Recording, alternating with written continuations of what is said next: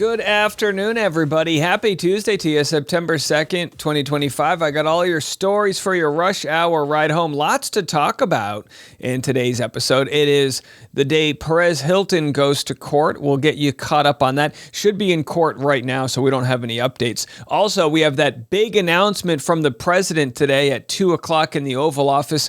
What is he going to say? I've got no idea. I'm already getting conspiracies sent to me from my mom. I guess my mom's got a psychic. Oh boy, does your mom have a psychic? Is that what the boomers are doing with all their money, giving it away to the crystal ball readers? All right, do you, Mom, I guess. We're also going to cover The Rock and his 15-minute standing ovation. Holy cow, that's going to hurt my knees thinking about it.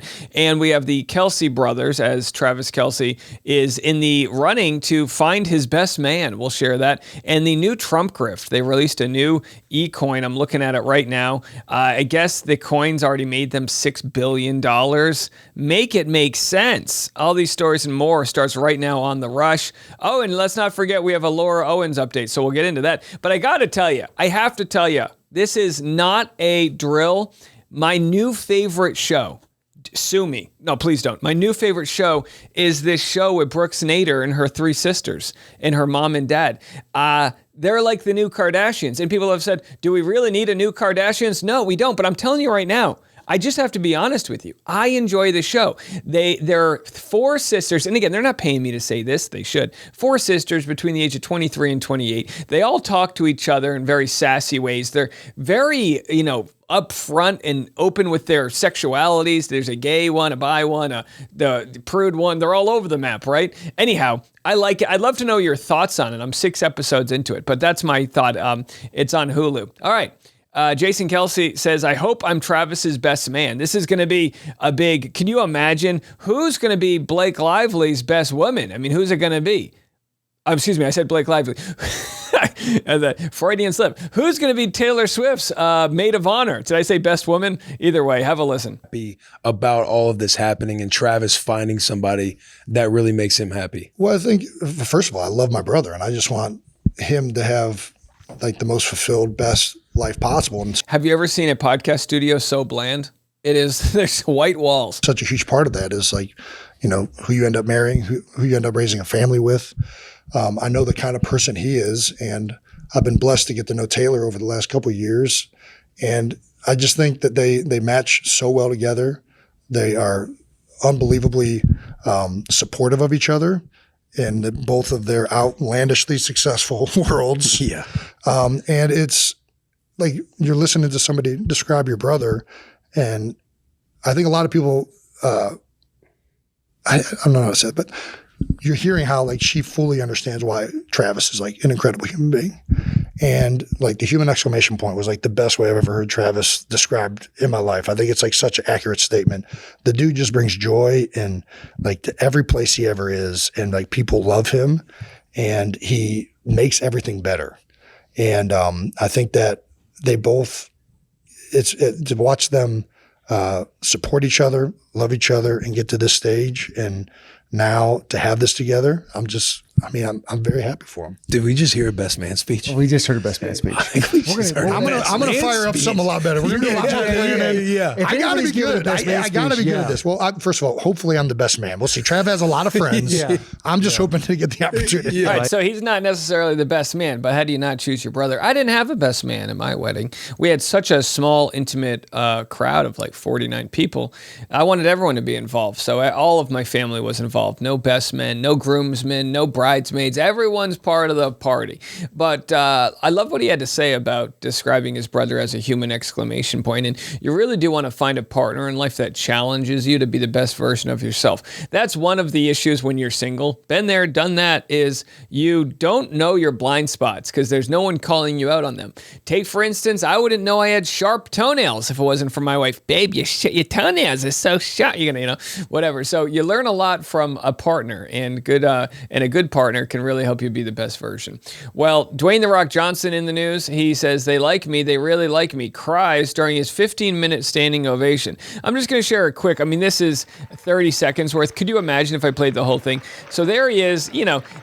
Every year we report on this Venice festival. What's it called? The festival, Venice Film Festival. Every year they have these insanely long standing ovations. So Brendan Fraser launched his Oscar campaign 4 years ago with The Whale. Of course, that was like a 7-hour long standing ovation. Your hands are going to get chapped. Imagine doing anything for 15 minutes. My knees would be buckling. How absurd to give a 15-minute standing ovation. That's like almost a full episode of Seinfeld. That's just you clapping the whole. I could do this for the rest of my podcast. You would go insane. Either way, good for him. And again, Dwayne "The Rock" Johnson, he's made every movie. He's kind of like Liam Neeson, where he became a parody of himself. And I kind of think just the way Matthew McConaughey did, you can only get so much dopamine from making so many movies. It's like, here's Dwayne "The Rock" Johnson, the tallest skyscraper catches on fire. It's like an earthquake. No matter what movie he was in, he was jumping from skyscraper to skyscraper. Well, I guess he's going to try something a little more art housey. Have a listen. Had become about box office, and you chase the box office, and the box office in our business that we know is very loud, and it can be very resounding, and it could push you into a category and into a corner. He's like, my corner became super wealthy. My box office status pushed me into a corner called I'm a billionaire. Oh, not quite.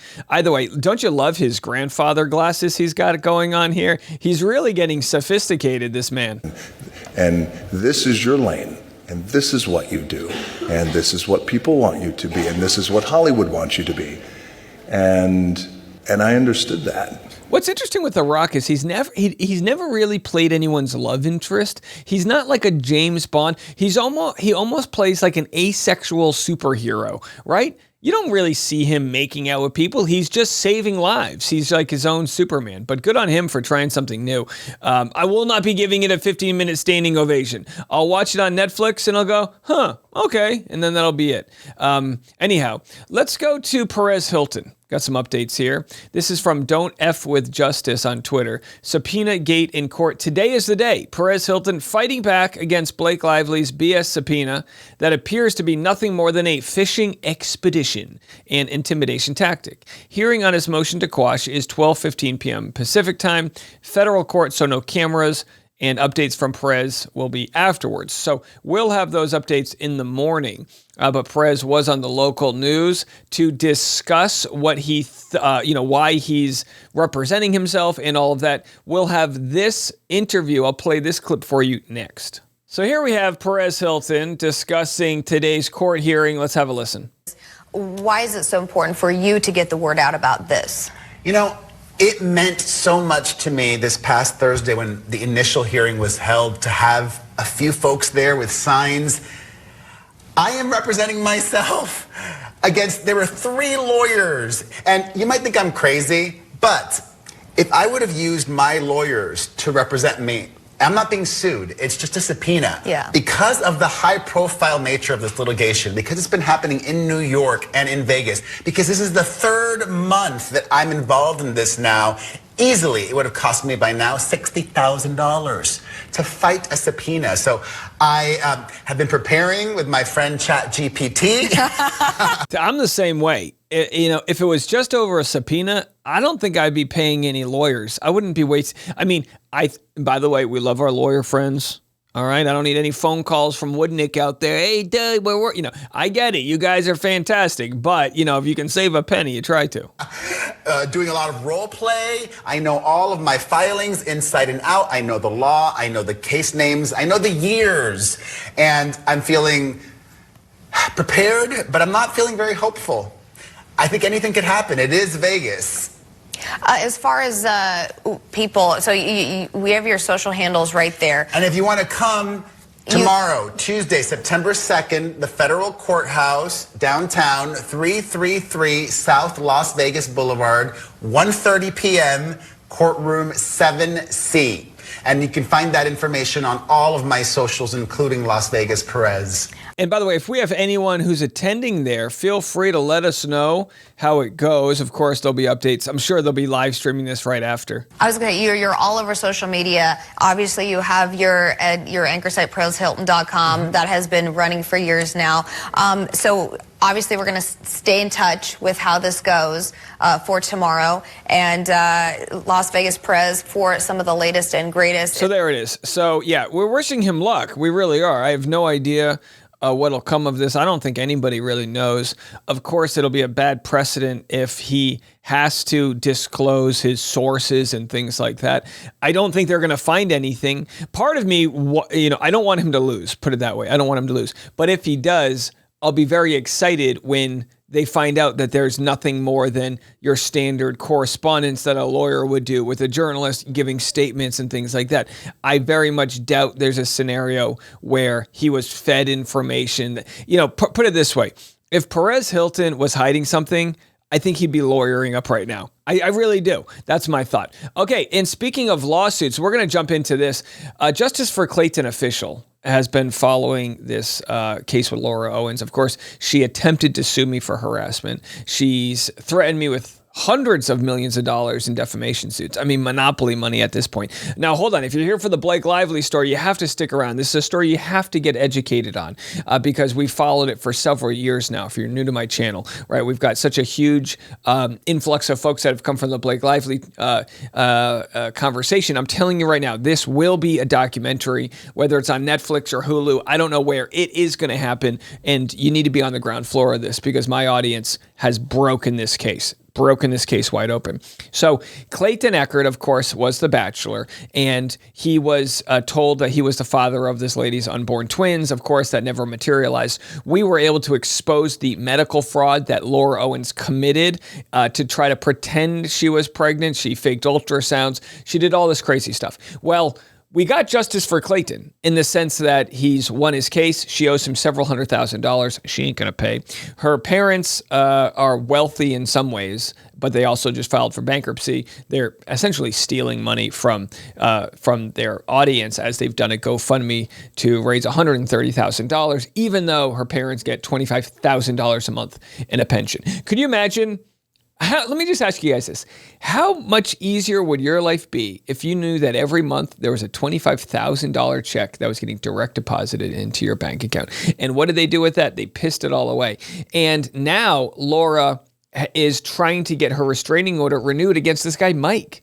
And she has 3 restraining orders against these different men. So here's the evidence that, Laura's attorney, David Gingras, has essentially fled the case. But Justice for Clayton official is sharing what's going on. Let's discuss Mike's motion to disqualify David Gingras as Laura's lawyer in the California domestic violence restraining order case. So here we have David Gingras, who was operating as Laura's attorney, trying to get Mike Maricini and Laura Owens on the phone. And Laura Owens, it's like, if you have a restraining order on someone, you should be so afraid of them that you don't want to even talk to them on the phone, right? Well, here's the email where David Gingras states he won't call the cops on Mike if he comes to Clayton's trial. So we were there. I was 50 feet away from this, right, Bruce? We were there, maybe 100 feet away when this happened. Mike Maricini shows up June 10th, 2024 to Clayton Echard's trial. Because he was a subpoenaed possible witness. He shows up, the court said he was allowed to be there, and Laura's attorney, who said, I'm not going to subpoena him, it's not going to happen, I'm not going to call the cops on him, ended up calling the cops on him. After promising he wouldn't call the cops on Mike for obeying the witness subpoena, he proceeded to do so. So then he did this declaration. Gingras filed a witness declaration that tried to represent Laura in her domestic violence case, but never told the court he's accused of intimidating Mike during the June 10th hearing. Now, he said he wasn't intimidating Mike. He only called the cops on behalf of Laura, whatever the hell he said, right? He said he was only going to call the cops because he wanted to cross-examine Mike Maricini or whatever. While the Arizona bar told Mike that his complaint against David Gingras led to an order of probable cause, meaning Gingras is formally accused of violating ethics rules. So this whole response by Mike Maricini's lawyer, Omar, Tilted lawyer, good friend of the program here, and I'm told it's a great response. I haven't read the full thing, but the whole response was to essentially discredit Gingras from representing Laura Owens by saying, how can he represent her when he's kind of been a known bully in this case, using his law license to try to shake down Mike Maricini? And don't take my word for it. There's the complaint in an order of probable cause that has been filed by the Arizona bar. So Gingras pushed for Mike to have a conversation with Laura at her request.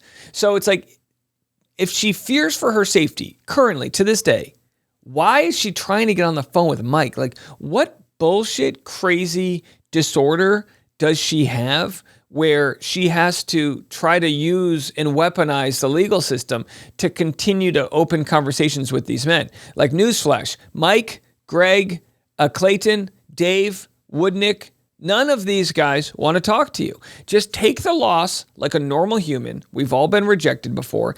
Take the loss and move on with your life. But instead, it's drained her family of their wealth, generational wealth this family had. It's gone, baby. They're broke as fuck. This family is so broke, and they used to use money as a way to intimidate men to do guys, the amount of receipts that we have from how she tormented Greg Gillespie and Clayton, she literally was drafting up Instagram photos, screen grabbing them and sending them to the men saying, I'm about to post this thing that says you're a deadbeat dad. She had fake, it's just insane. It's absolutely insane. I don't know how we're going to get it all into the documentary. So either way, Laura's seemingly so okay with speaking to Mike, and yet somehow there's still a restraining order she has on him. Make it make sense. There's a lot of things we need to make sense of, one of which is the next topic, which is the Trump grift. Listen, you might think, Dave, you have Trump derangement syndrome. You might think, listen, I'm just sick of the middle class getting absolutely ripped off, right? You got all of your taxes. These tax cuts to the ultra wealthy are kind of being paid for by tariffs, which are a tax on you and me. It's not helping the economy. It's led to zero new manufacturing in our country. There's all these other issues. And it's not just Trump. It's the whole Heritage Foundation and this whole thing they're trying to do. It's the biggest wealth transfer from the working class to the ruling class. And if you think that means I've got this derangement, then I would really stop trying to simplify things. All right, so I'll have this story and the Trump grift coming next.